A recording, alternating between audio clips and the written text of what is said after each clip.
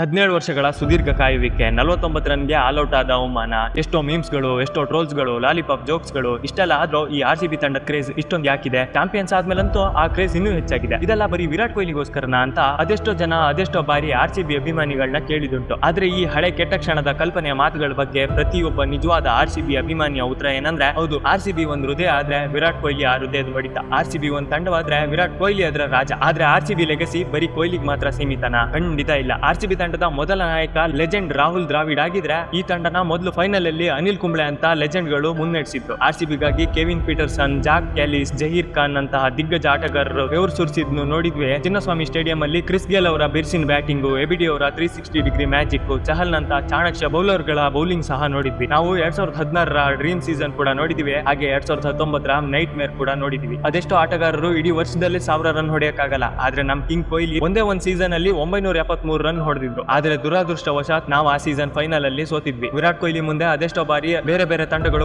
ಕೋಟಿ ಸುರಿಯಕ್ಕೆ ಸಿದ್ಧ ಇದ್ರು, ನಮ್ ಕಿಂಗ್ ಕೊಹ್ಲಿ RCB ಬಿಟ್ಟು ಹೋಗ್ಲಿಲ್ಲ. ನೋವು, ಅಪಹಾಸ್ಯ, ಅವಮಾನ, ಟೀಕೆಗಳ ನಡುವೆ ಬೆಟ್ಟದಂತೆ ತಂಡದ ಜೊತೆ ನಿಂತು 18 ವರ್ಷದ ನಂತರ ಕಪ್ ಗೆದ್ದು ಎಳೆ ಮಗುವಿನಂತೆ ಕಣ್ಣೀರಿಟ್ಟು RCB ತಂಡದ ಅಭಿಮಾನಿಗಳ ಮನಸ್ಸಲ್ಲಿ ಅಚ್ಚಳಿಯದೆ ಉಳಿಯುವ ಒಂದು ಕ್ಷಣನ ಸೃಷ್ಟಿ ಮಾಡಿಕೊಟ್ರು. ಇದೇ ಅಲ್ವಾ ನಿಜವಾದ ನಿಯತ್ ಅಂದ್ರೆ? ಈ ತಂಡ ಬರೀ ಆಟಗಾರರಿಂದ ಕಟ್ಟಿದಲ್ಲ, ಕೋಟ್ಯಾಂತರ ಅಭಿಮಾನಿಗಳ ಎಮೋಷನ್ಸ್ ಇಂದ ಕಟ್ಟಿದ್ದು. ಪ್ರತಿ ಮ್ಯಾಚ್ ಅಲ್ಲೂ ರನ್ಗಳ ಸುರಿಮಳೆ ಸುರಿಯುವಾಗ, ಎದುರಾಳಿ ತಂಡನ ಮಣ್ಮುಗಿಸುವಾಗ, ಕೊನೆಗೆ ಚಾಂಪಿಯನ್ ಆಗಿ ಕಪ್ ಎತ್ತುವಾಗ ನಾವು ಈ ತಂಡ ಮನಸ್ಸೋಲ್ದೆ ಇರಕ್ಕೆ ಹೇಗ್ ಸಾಧ್ಯ? ಈ ಸಲ ಕಪ್ ನಮ್ದೆ ಅಂತ ಎದೆ ತಟ್ಟಿ ಕೂಗದೆ ಇರಕ್ಕೆ ಹೇಗ್ ಸಾಧ್ಯ? ನೀವೇ ಹೇಳಿ. ಈ ತಂಡದ ಅಭಿಮಾನಿ ಬಳಗ ಇಂದು ಕೃಣಾಲ್ ಪಾಂಡ್ಯರವರ ಕ್ಲಚ್ ಪರ್ಫಾರ್ಮೆನ್ಸ್ ನೋಡಿ ಖುಷಿ ಪಟ್ಟಿದ್ದು ಉಂಟು. ಅದೇ ರೀತಿ 16 ಬಾರಿ ನಮ್ಮವರೇ ಜೋಕ್ ಆಗಿದ್ದನ್ನು ನೋಡಿ ಭಾವುಕರಾಗಿ ಕಣ್ಣೀರ್ ಹಾಕಿದ್ದು ಉಂಟು. ಕಿಮ್ ಡೇವಿಡ್, ರೊಮಾರಿಯೋ, ಡಿಕೆ ಅಂತಹ ಆಟಗಾರರ ಫಿನಿಶಿಂಗ್ ನೋಡಿದಿವಿ. ರಜತ್ ಪಟಿದಾರ್ ಕಪ್ ಎತ್ತಿ ಗೆಲುವಿನ ನಗೆ ಬೀರಿದ್ನು ನೋಡಿದಿವಿ. ಹಿಂದೆ ಕೊಹ್ಲಿ, ಫ್ಯಾಬ್, ಎಬಿಡಿ ಅನುಭವಿಸಿದ ಸೋಲಿನ ಸಂಕಟನೂ ನೋಡಿದಿವಿ. 2016ರಲ್ಲಿ ನಮ್ ಕನ್ಸು ಕಸಿದ ಭುವನೇಶ್ವರ್ ಕುಮಾರ್ ಅವರೇ ಇವತ್ತು ನಮಗಾಗಿ ಬೌಲಿಂಗ್ ಮಾಡುವಾಗ, ವಿಕೆಟ್ ಕೀಳುವಾಗ ನಮ್ಗೆ ರೋಮಾಂಚನ ಆಗದೆ ಇರುತ್ತಾ? ಈ ತಂಡದ ಅಭಿಮಾನಿಗಳು ಗೆದ್ದಾಗ ಖುಷಿ ಪಟ್ಟಿದಷ್ಟೇ ಅಲ್ಲದೆ ಅದೆಷ್ಟೋ ಬಾರಿ ಸೋತ ರಾತ್ರಿ ಸಿಟ್ಟಿನಿಂದ ಕಣ್ಣೀರಿಟ್ಟು ಭಾವುಕರಾಗಿ ಮಲಗಿದ್ದು ಉಂಟು. ಮತ್ತೆ ಬೆಳಿಗ್ಗೆ ಎದ್ದು 6 ಸಲ ಸೋತ್ರು RCBನೇ, 60 ಸಲ ಸೋತ್ರು RCBನೇ ಅಂತ